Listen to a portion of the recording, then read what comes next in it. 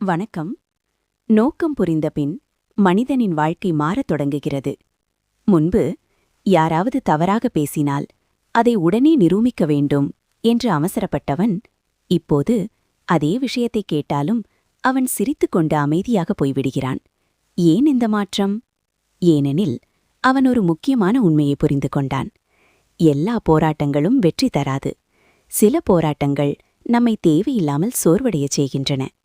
முன்பு ஒவ்வொரு வார்த்தைக்கும் பதில் சொல்ல வேண்டும், ஒவ்வொரு வாதத்திலும் ஜெயிக்க வேண்டும் என்று நினைத்தவன் இப்போது புரிந்து கொண்டான். வாக்குவாதத்தில் வெல்வது வாழ்க்கையில் வெல்வதல்ல. ஒரு நேரம் வரும், நீங்கள் பேசிக்கொண்டே இருக்கலாம், ஆனால் யாரும் உங்களை புரிந்து கொள்ள மாட்டார்கள். அப்போதுதான் புரியும், அமைதி சில நேரங்களில் மிக பெரிய பதில் என்று. அமைதியாக இருப்பது பலவீனம் என்று பலர் நினைப்பார்கள். ஆனால் உண்மை என்ன தெரியுமா? அமைதி என்பது உங்களுக்குள் இருக்கும் வலிமையின் அடையாளம். நீங்கள் எல்லாரிடமும் உங்களை நிரூபிக்க முயற்சித்தால் நீங்கள் உங்கள் நேரத்தையும் உங்கள் சக்தியையும் வீணடிக்கிறீர்கள். ஏனெனில் உங்களை புரிந்து கொள்ள விரும்புகிறவர்கள் வார்த்தைகள் இல்லாமலேயே புரிந்து கொள்வார்கள். புரிந்து கொள்ள விருப்பமில்லாதவர்கள் நீங்கள் எவ்வளவு பேசினாலும் புரிந்து கொள்ள மாட்டார்கள். அதனால்தான் நோக்கம் புரிந்த மனிதன் ஒவ்வொரு விஷயத்தையும் சொல்லி நிரூபிக்க மாட்டான். அவன் என்ன செய்கிறான் தெரியுமா? அவன் அமைதியாக செயல்பட ஆரம்பிக்கிறான்.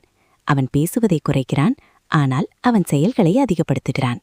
ஒரு நாள் அவன் எதுவும் சொல்லாமல் இருந்தாலும் அவன் சாதனைகள் அவனை பற்றி பேசும். நேரம்தான் உங்கள் உண்மையை நிரூபிக்கும். நீங்கள் பேச வேண்டியதில்லை, உங்கள் வாழ்க்கை பேசும்.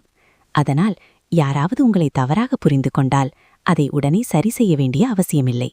சில நேரங்களில் நேரம் விடுங்கள், உண்மை தானாக வெளிவரும். நீங்கள் எவ்வளவு அமைதியாக இருக்கிறீர்கள் அவ்வளவு தெளிவாக யோசிக்க முடியும். நீங்கள் எவ்வளவு குறைவாக வாதம் செய்கிறீர்கள் அவ்வளவு அதிகமாக முன்னேற முடியும். அதனால் நோக்கம் புரிந்த பின் பேச வேண்டிய இடத்தில் மட்டும் பேசுங்கள். மீதியெல்லாம் அமைதியை உங்கள் பதிலாக விடுங்கள். அமைதி சில நேரங்களில் உங்களின் மிகப்பெரிய வெற்றி. பை கலைக்கதைகளம்.